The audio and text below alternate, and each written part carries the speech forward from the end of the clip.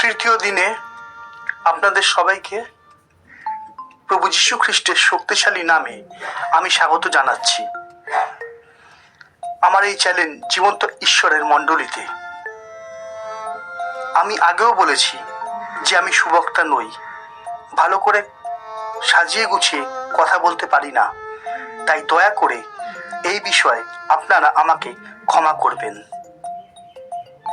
যাই হোক, প্রভু আপনাদের সবাইকে আশীর্বাদ দান করুন, আমেন। কমেন্টে আপনাদের আগ্রহ দেখে আমি খুব আনন্দিত হয়েছি, তাই আমি ঈশ্বরকে ধন্যবাদ দিই। সদা সর্বদা ঈশ্বরেরই গৌরব হোক, আমেন। এবার একটা প্রার্থনা করে আমি আমার অনুষ্ঠান শুরু করছি। সর্বশক্তিমান প্রভু, তোমায় ধন্যবাদ দিই এই সময় সুযোগ করে দেওয়ার জন্য। প্রভু, তুমি প্রত্যেকের বুদ্ধির দ্বার খুলে দাও, যেন প্রত্যেকে তোমার শাস্ত্রের বচন বুঝতে পারে। এই প্রার্থনা যিশু নামে চাই, আমেন। আজকে যারা প্রথম এই ভিডিও দেখছেন তাদের কাছে আমার অনুরোধ, প্রথম পর্ব থেকে পরপর ভিডিওগুলো দেখবেন, তাহলে বাইবেলের সত্যের শিক্ষা স্টেপ বাই স্টেপ শিখতে পারবেন, আমেন। আমি বিশ্বাস করি যারা আমার ভিডিওগুলো দেখছেন তাদের বিশ্বাসের ভিত অবশ্যই মজবুত হচ্ছে, কেননা ঈশ্বরের বাক্য জীবন্ত ও কার্যসাধক। তাহলে এইবার আমি প্রভু যীশু খ্রিস্টের নামে আজকের শিক্ষা শুরু করছি। আজকের বিষয় প্রার্থনা। আজকের দিনের বিষয়ের সাথে আগের দিনের বিষয় যুক্ত আছে, তাই আমি বারংবার বলি, স্টেপ বাই স্টেপ ভিডিও দেখে শিক্ষা গ্রহণ করুন। বাক্যে লেখা আছে, মথি 21 অধ্যায় 22 পদ, আর তোমরা প্রার্থনায় বিশ্বাসপূর্বক যাহা কিছু যাচনা করিবে সে সকলই পাইবে। অর্থাৎ প্রার্থনা করার জন্য সবচেয়ে প্রয়োজনীয় ও গুরুত্বপূর্ণ বিষয় হলো বিশ্বাস, যা আমি আগের দিন প্রচার করেছি। এবার আসি আজকের বিষয় প্রার্থনা নিয়ে। সবার আগে জানতে হবে প্রার্থনা কি। এই প্রশ্নের উত্তরে আমি একটা উদাহরণ দেব। ধরুন আপনার কোনো আত্মীয় বিদেশে থাকে। আগেকার দিন হলে একমাত্র চিঠির দ্বারাই আপনি তার সঙ্গে যোগাযোগ করতে পারতেন, আর এখনকার দিন হলে আপনার সঙ্গে আপনার আত্মীয়র একমাত্র যোগাযোগের মাধ্যমই হবে ফোন। এবারে ভালো করে বুঝুন, আপনার স্বর্গীয় পিতা বিদেশে নয়, স্বর্গে থাকেন। তার সাথে আপনার যোগাযোগের মাধ্যমই হলো প্রার্থনা, কেননা আর কোনো অপশন নেই। আপনি প্রার্থনার দ্বারা তার সঙ্গে কথা বলবেন, আর আপনার স্বর্গীয় পিতা বাইবেলের দ্বারা আপনার সাথে কথা বলবেন ও পথ দেখাবেন। আশা করি বোঝাতে পারলাম প্রার্থনা কি। এখন প্রশ্ন, প্রার্থনা কখন করব? বাক্য বলছে প্রথম থিসলনিকীয় 5 অধ্যায় 16-17 পদে, সতত আনন্দ করো, অবিরত প্রার্থনা করো। অর্থাৎ প্রত্যেক দিন যখন ইচ্ছা, যতবার ইচ্ছা আপনি প্রার্থনা করতে পারেন। আশা করি বোঝা যাচ্ছে। আমরা কতটা অলস, তাই না? আমরা সব কাজের সময় বের করে নিই, কিন্তু প্রার্থনার জন্য আমাদের হাতে কোনো সময় থাকে না। এবার প্রশ্ন, প্রার্থনা কেন করব? আমরা দেখি লুক 22 অধ্যায় 46 পদ, উঠো প্রার্থনা করো যেন পরীক্ষায় না পড়ো। অর্থাৎ পরীক্ষা থেকে বাঁচার জন্য আমরা প্রার্থনা করব। নিজের দোষেই হোক বা শয়তানের প্রলোভনেই হোক, এই প্রার্থনাই আমাদের সাহায্য করবে পরীক্ষার মধ্যে বিজয়ী হতে। আমরা জানি সব কিছুর একটা নিয়ম আছে। স্কুল হোক, কলেজ হোক বা আমাদের কাজের জায়গায় হোক, আমাদের কিছু নিয়ম মেনে চলতে হয়, কিন্তু আমরা প্রার্থনার বেলায় কোনো নিয়ম মেনে চলি না। যদিও প্রভুর দেওয়া নতুন নিয়ম আমাদের ঘরের শোকেসে যত্ন সহকারে রাখা আছে। দেখি প্রভু কোন নিয়মে আমাদের প্রার্থনা করতে শিখিয়েছেন। আমরা দেখি মার্ক 11 অধ্যায় 25-26 পদ, আর তোমরা যখনই প্রার্থনা করিতে দাঁড়াও যদি কারো বিরুদ্ধে তোমাদের কোনো কথা থাকে তাহাকে ক্ষমা করিও, যেন তোমাদের স্বর্গস্থ পিতাও তোমাদের অপরাধ সকল ক্ষমা করেন। অর্থাৎ প্রথমেই আমরা ফেল, কেননা শত্রুকে ক্ষমা করা তো দূরের কথা, আমাদের হাতে ক্ষমতা থাকলে আমরাই তাদের বিচার করে বসতাম। আমরা দেখি ইব্রিয় 11:6 কিন্তু বিনা বিশ্বাসে প্রীতির পাত্র হওয়া কাহারও সাধ্য নয়, কারণ যে ব্যক্তি ঈশ্বরের নিকটে উপস্থিত হয় তাহার ইহা বিশ্বাস করা আবশ্যক যে ঈশ্বর আছেন, এবং যাহারা তাহার অন্বেষণ করে তিনি তাহাদের পুরস্কার দাতা। অর্থাৎ বিশ্বাস আমাদের জীবনে কতটা গুরুত্বপূর্ণ বিষয় আশা করি বোঝা যাচ্ছে। ছোটবেলায় স্কুলে আমাদের একটা ভয় থাকতো, কারণ সেখানে শিক্ষক শিক্ষিকারা উপস্থিত থাকতো। তারপর ঘরের মধ্যেও আমাদের কিন্তু একটা ভয় থাকতো, কারণ সেখানে বাবা মারা উপস্থিত থাকতো।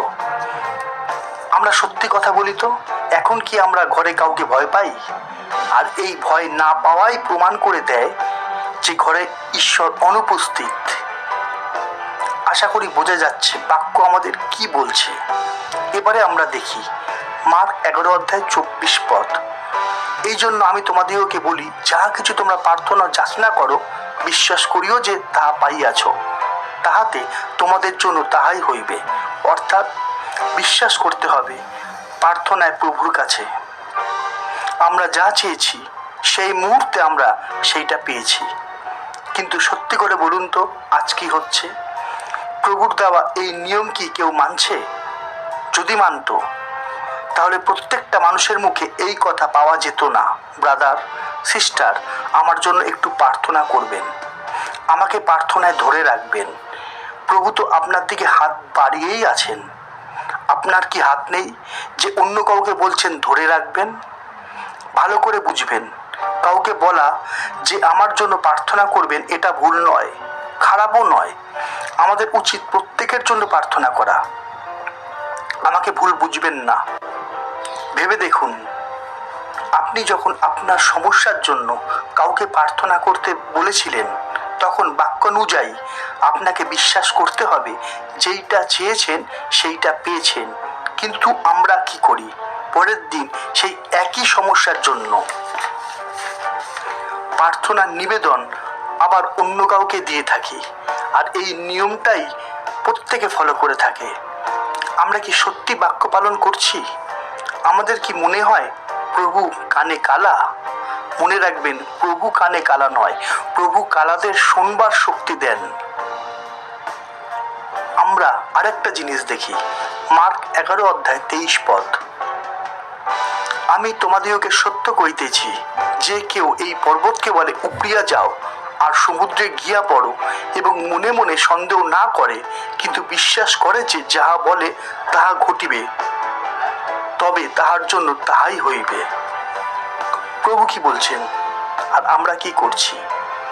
মনে রাখবেন, যেখানে সন্দেহ সেখানে ভয়, আর যেখানে ভয় সেখানে ঈশ্বরের নয়, সেখানে শয়তানের বাস। কেননা ঈশ্বর আমাদের ভীরুতার আত্মা দেন নাই। এবারে আমরা দেখব মথি 6:7-8। আর প্রার্থনাকালে তোমরা অনর্থক পুনরুক্তি করিও না, যেমন জাতিগণ করিয়া থাকে, কেননা তাহারা মনে করে বাক্য বাহুল্যে তাহাদের প্রার্থনার উত্তর পাইবে। অতএব তোমরা তাহাদের মতো হইও না, কেননা তোমাদের কি কি প্রয়োজন তাহা যাচনা করিবার পূর্বে তোমাদের পিতা জানেন। এরপরে আমি আর কি বলবো? প্রভু যিশুর শিক্ষা তো স্পষ্ট, সহজ ও সরল। আশা করি আমরা এতটাও অবুঝ নয় যে এই বাক্যগুলো বুঝতে পারবো না। পুনরুক্তি অর্থাৎ বারবার বলার দরকার নেই। বাক্য বলছে প্রভু জানে আমাদের কি কি দরকার, শুধুমাত্র বিশ্বাসে দাঁড়িয়ে থাকুন। প্রভু তো বলেছেন যদি বিশ্বাস করো তবে ঈশ্বরের মহিমা দেখবে। এখনো পর্যন্ত কেমন লাগছে? যদি ভালো লাগে ঈশ্বরকে একটা ধন্যবাদ দিন। আর একটা বিষয় আমরা দেখি, মথি 6:1-5। সাবধান, লোককে দেখাইবার জন্য তাহাদের সাক্ষাতে তোমাদের ধর্মকর্ম করিও না, করলে তোমাদের স্বর্গস্থ পিতার নিকটে তোমাদের পুরস্কার নাই। আর তোমরা যখন প্রার্থনা করো তখন কপটীদের ন্যায় হইও না, কারণ তাহারা সমাজগৃহ ও পথের কোণে দাঁড়াইয়া লোক দেখানো প্রার্থনা করিতে ভালোবাসে। আমি তোমাদেরকে সত্য বলিতেছি, তাহারা আপনাদের পুরস্কার পাইয়াছে। এখানে প্রভু কি বলছেন? আমরা জানি আগে বিপদ থাকলে একটা বোর্ড আমাদের সতর্ক করে, যেখানে লেখা থাকে সাবধান। আর সেই ব্যাপারটা আমরা খুব সিরিয়াস ভাবে নিই। আর প্রভু যখন আমাদের সাবধান করছে তখন আমরা গ্রাহ্যই করছি না। আমি কি করছি? লোককে দেখিয়ে লাভ নেই। ভেবে দেখুন, কথাটা আমার না, কথাটা প্রভুর। তবে আমাদের করণীয় কি? বাক্য বলছে মতি 6 অধ্যায় 6 পদ, কিন্তু তুমি যখন প্রার্থনা করো তখন তোমার অন্তরাগারে প্রবেশ করিও, আর দ্বার রুদ্ধ করিয়া তোমার পিতা যিনি গোপনে বর্তমান তাহার নিকটে প্রার্থনা করিও। তাহাতে তোমার পিতা যিনি গোপনে দেখেন তিনি তোমাকে ফল দিবেন। ঈশ্বরকে ধন্যবাদ দিই। সমস্ত প্রশ্নের উত্তর আমরা প্রভুর কাছ থেকে শিখতে পারছি। ঈশ্বরের ধন্যবাদ হোক। হালেলুয়া। এখনো পর্যন্ত প্রার্থনা করার নিয়মগুলো যে শিখলাম, ভালো করে বুঝুন ও বিশ্বাস করবেন, কেননা এখানের শিক্ষক আমি না, প্রভু যিশু।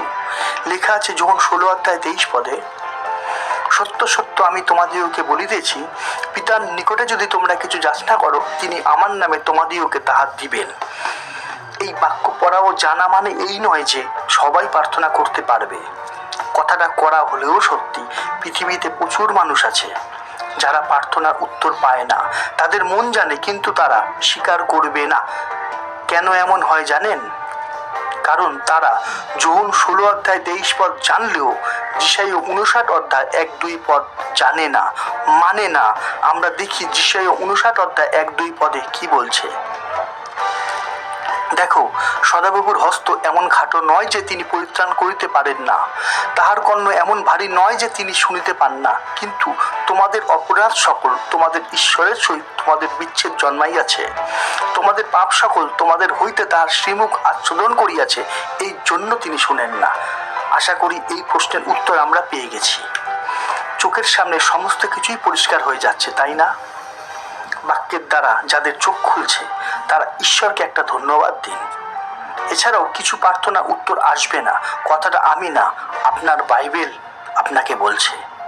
আমরা দেখি যাকব 4 অধ্যায় 3-4 পদ, যাচনা করিতেছ তথাপি ফল পাইতেছ না, কারণ মন্দভাবে যাচনা করিতেছ, যেন আপন আপন সুখাবিলাসে ব্যয় করিতে পারো।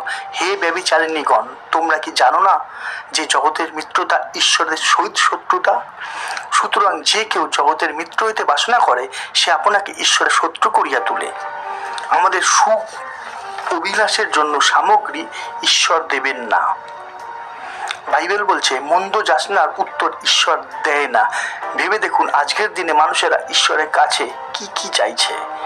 আশা করি স্টেপ বাই স্টেপ আমরা শিখতে পারছি। এখন প্রশ্ন, কেমন প্রার্থনার উত্তর আসবে? আমরা দেখি প্রথম যোহন 5 অধ্যায় 14 পদ, আর তাহার উদ্দেশ্যে আমরা এই সাহস প্রাপ্ত হইয়াছি যে যদি তার ইচ্ছানুসারে কিছু যাচনা করি, তবে তিনি আমাদের যাচনা শুনেন। আশা করি আমরা বুঝতে পারছি ঈশ্বর কোন প্রার্থনায় খুশি হন।